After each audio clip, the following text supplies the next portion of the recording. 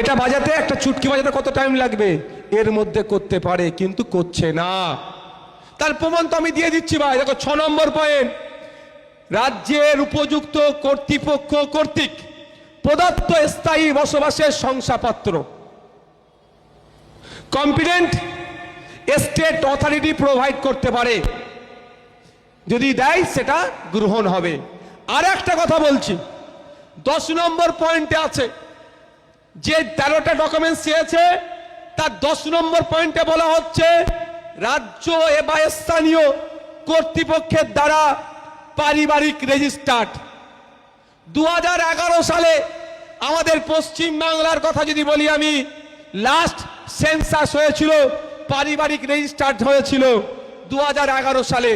তার ডেটাটা প্রত্যেকটা পঞ্চায়েত লেভেলের আইসিডিএস কর্মীদের দ্বারা তোলা হয়েছিল, সব পঞ্চায়েতে সংরক্ষিত আছে, পঞ্চায়েত থেকে ওপরে গিয়েছে। তাহলে আমার অলরেডি যে কাগজ চাইছে, আপনি ভয় পাচ্ছেন ওই কাগজটা আমার আছে কি না, নাই, ওইটা পাচ্ছি না, আধার কার্ড কি হবে, এই যখন আমি ভয় পাচ্ছি, তার মধ্যে দেখুন অলরেডি রাজ্য সরকার চাইলে এখনই 2টো কাগজ আপনাকে দিতে পারে। একটা হচ্ছে স্থায়ী বসবাসের প্রমাণপত্র, দ্বিতীয় হচ্ছে 10 নম্বর পয়েন্ট অনুযায়ী রাজ্য স্থানীয় কর্তৃপক্ষের দ্বারা পারিবারিক রেজিস্টার্ড।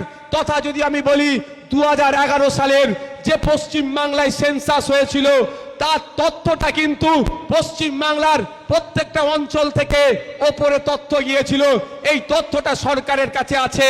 সরকার চাইলে প্রতিটা অঞ্চল ধরে, প্রতিটা বুথ ধরে, যার যার বাড়ি এই এসআইআর এর আপনার হিয়ারিং এর নোটিশ এসেছে, প্রত্যেকের বাড়িতে ওই তথ্যটা পৌঁছে দেবে।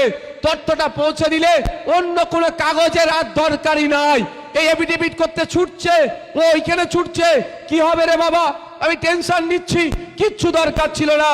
ওই কাগজটা গিয়ে হিয়ারিং এর টেবিলে রাখতো, অফিসার দেখতো, মিলিয়ে নিত, তারপরে রিসিপে স্ট্যাম্প মেরে ছেড়ে দিত।